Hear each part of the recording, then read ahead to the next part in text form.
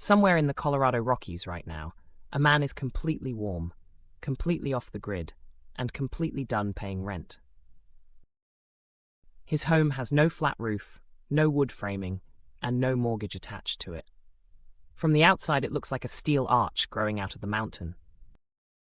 From the inside, it looks like something an architect would charge you 6 figures to design, and you have almost certainly never heard of it. Here is what nobody in the housing conversation wants you to sit with. The most creative, most durable, and most affordable small homes being built in America right now are not showing up in design magazines. They are not featured on home improvement television. They are not being reviewed by real estate blogs. They are sitting quietly on mining claims, on BLM land, on stilts in the middle of a pine forest, built by men who stopped waiting for permission and started building. 7 of those homes are on this list. By the time we finish counting down, you will understand exactly why the conventional housing world has worked so hard to keep you from knowing these were even possible. But before we get to number 7, you need a fast foundation on what a mini Quonset actually is. Because the name alone scares people off, and that is a mistake worth fixing right now.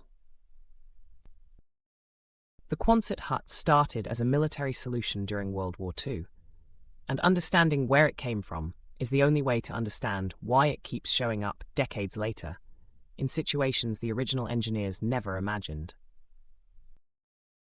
The United States Navy needed a shelter that could ship flat, assemble fast, and survive conditions that would destroy a conventional building.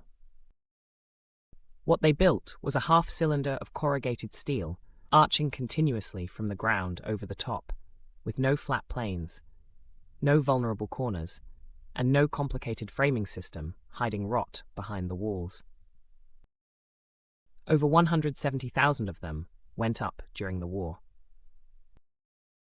The design was so fundamentally sound that versions of it are still being built today, decades later, by men who figured out that a curve which could survive a Pacific typhoon can certainly handle a Colorado winter.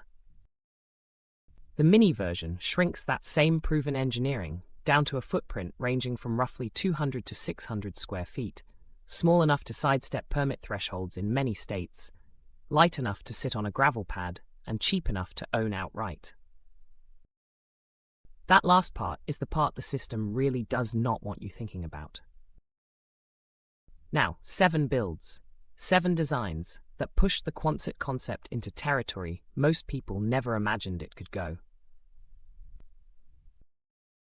Let us start at the bottom of the list and work toward the one that a lot of people who follow alternative building call the most creative structure they have ever seen in person. Number 7.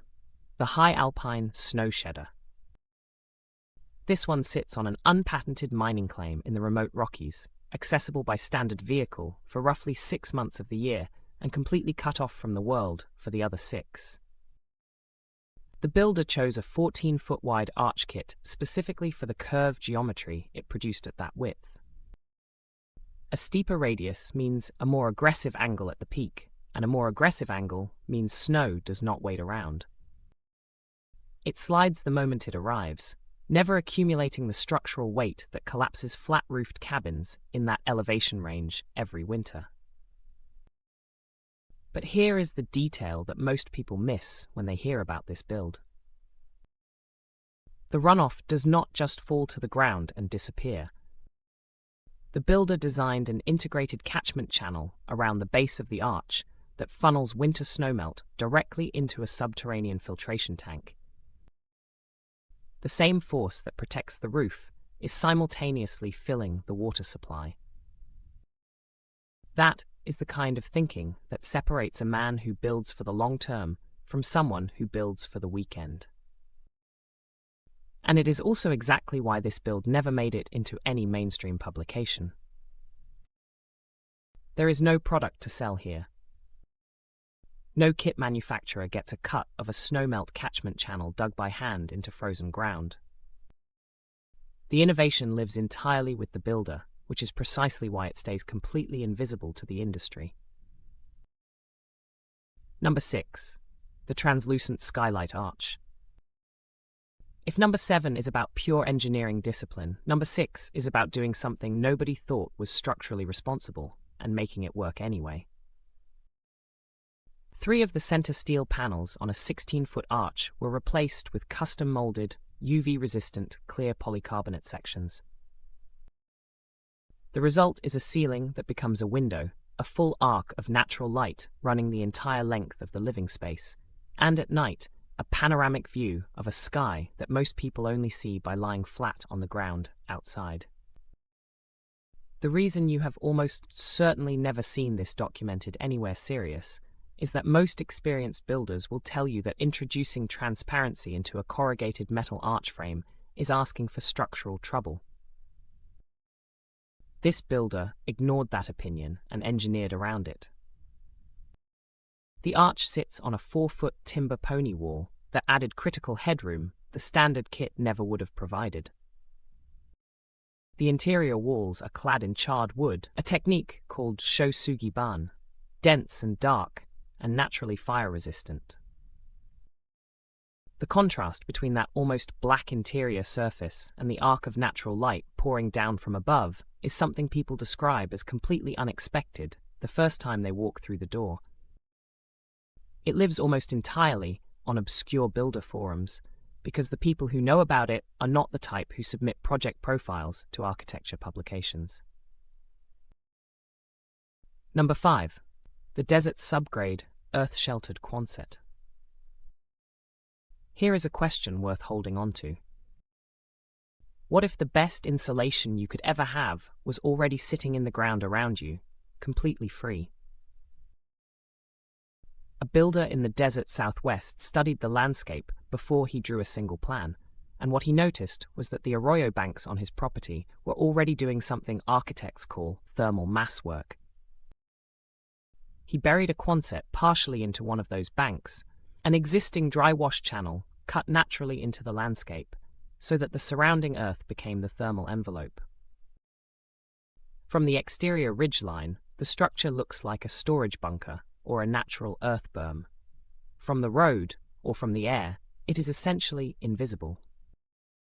The front end wall is constructed from rammed earth, a technique that uses compacted native soil mixed with a small amount of stabilizer to create a wall with the thermal mass of a small concrete block. An oversized pivot door anchors the center of that wall. Step inside on a day when the desert outside is registering 106 degrees, and the interior sits somewhere in the low 70s. No air conditioning, no electric cooling load at all. This build represents a principle that the construction industry rarely talks about because there is no profit margin in it. The land itself, shaped correctly and engaged properly, can do thermal work that a mechanical system would charge you for every single month for the rest of the time you own the structure. Number 4. The mobile trailer-mounted steel arch. This one took the Quonset concept and aimed it directly at the permit system. A 12 by 20 arch kit was built onto a heavy-duty flatbed trailer frame, which means it is legally classified as a recreational vehicle rather than a permanent structure. No building permit, no zoning review, no setback requirements, no inspector. It moves across Public Bureau of Land Management land as the seasons and the builder demand. The design detail that most impressed the people who found footage of it online was the front deck system. A full cantilevered deck extends from the entry end of the arch when the unit is parked, giving the owner a covered outdoor living space. When the unit needs to move, that deck folds up hydraulically and locks flush against the recessed glass entry door, protecting it completely during highway transport. What most people do not realize is that Bureau of Land Management land covers roughly 245 million acres across the American West, and an RV classified vehicle can legally use a significant portion of it on a rotating basis at essentially no cost. The entire philosophy behind this build is a single idea stated plainly. If the system is going to use permits, zoning laws, and building codes as financial gatekeepers that price working men out of home ownership, then the most honest response is to build something the system does not legally have jurisdiction over.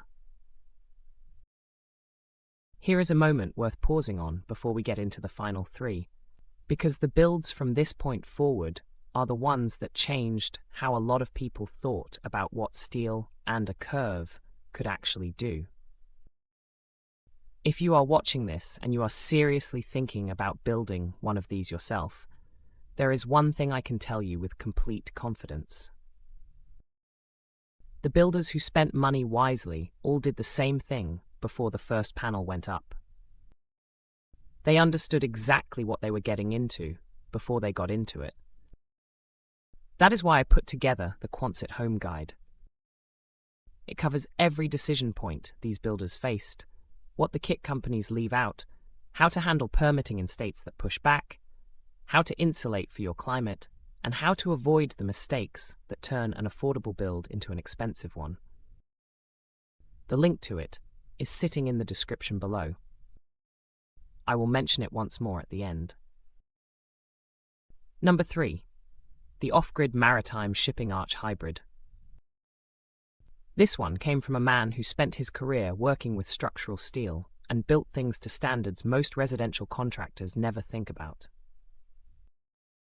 An industrial welder, he conceived it as a prototype survival shelter and never sold the design to anyone. It was built once, for himself, and it has never been commercially replicated. The foundation and first floor is a cut-down 20-foot shipping container, chosen because a steel shipping container is already a structurally engineered box capable of carrying enormous loads and surviving weather events that would dismantle lighter construction. On top of that container foundation, a custom mini Quonset arch rises to form the second level, housing a lofted sleeping space with views across the coastal landscape below. The curved upper deck does something that flat roofs cannot. It acts as a natural wind shear deflector, splitting incoming coastal gales around both sides, rather than presenting them with a flat face to push against.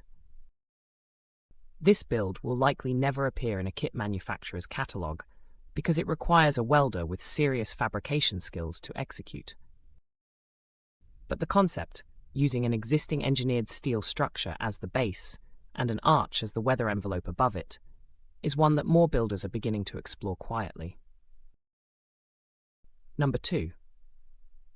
The forest canopy tree adjacent stilt Quonset.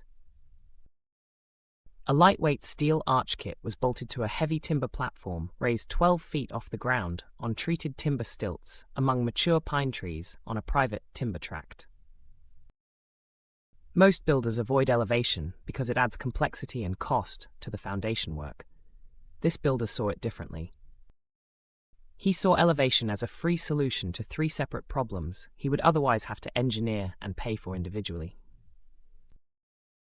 12 feet of elevation changes everything about the relationship between the structure and the land. Moisture does not reach it the way it reaches a grade-level building. Wind moves freely beneath it, rather than driving against a buried foundation.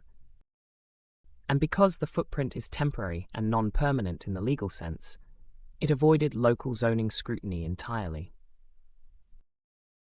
The rear end wall opens completely, hinging outward onto a suspended rope and wood canopy walkway that connects to an observation platform built around one of the mature pines nearby. The combination of a corrugated steel arch and a treehouse aesthetic is something that every person who has seen a photograph of this build describes the same way. They say it looks like something from the future that was also built by hand. And that is exactly what it is. And now, number 1. The double arch micro compound. 2 parallel 10-foot mini Quonset tubes built side by side and connected through the middle by a glass-enclosed corridor that the builder started calling the umbilical. One arch handles living and cooking, the other handles sleeping and bathing. The glass hallway between them is a dedicated transition space, a kind of decompression zone, which also happens to be the most structurally interesting part of the entire build. The dual-arch configuration creates a natural cross-ventilation path. Cool air is pulled from the forested surroundings through the first arch, channeled along the glass corridor, and drawn through the second arch. No mechanical ventilation system, no energy cost. Just two curves and a corridor doing atmospheric work that a conventional building would need powered equipment to replicate. From the outside, the structure is nearly invisible. Green-painted steel panels have been colonized by native ferns and moss growth that attached naturally over the years and now coat the exterior almost completely. Hidden in a remote corner of the Pacific Northwest, this build represents the furthest edge of what the Quonset concept can become when someone refuses to treat it as a simple shed kit and instead treats it as a genuine architectural problem worth solving. That is the thread running through every single build on this list. Each one started with a man who looked at a corrugated steel arch and asked a question the manufacturer never intended anyone to ask. What else can this do? The snow shedder turned a structural curve into a water collection system. The skylight arch turned a metal ceiling into a window. The desert build turned the surrounding earth into free insulation. The trailer build turned the legal definition of a vehicle into a home ownership strategy. The shipping hybrid turned a freight container into a foundation. The stilt build turned a timber platform into an address the permit office could not reach. And the wormhole turned two small arches into a fully ventilated compound that is quietly disappearing into the forest floor. And here is the honest truth about all 7 of them. Not one required a general contractor. Not one required a real estate agent. Not one required a mortgage broker or a lending institution or a permit office to sign off on someone else's idea of what a home should look like. None of these showed up in a magazine because none of them needed a magazine. They work whether anyone photographs them or not. They stay warm whether anyone approves of them or not. And they will still be standing long after the men who built them are gone, which is the only metric that actually matters. If you are ready to stop renting and start building, the Quonset Home Guide in the description is exactly where that decision begins. It covers what you need to know before you spend your first dollar, from the permit realities in your state, to the insulation strategy for your climate, to the foundation choices that determine everything downstream. Check the description, grab the guide, and start figuring out which of these 7 ideas belongs on a piece of land with your name on the deed.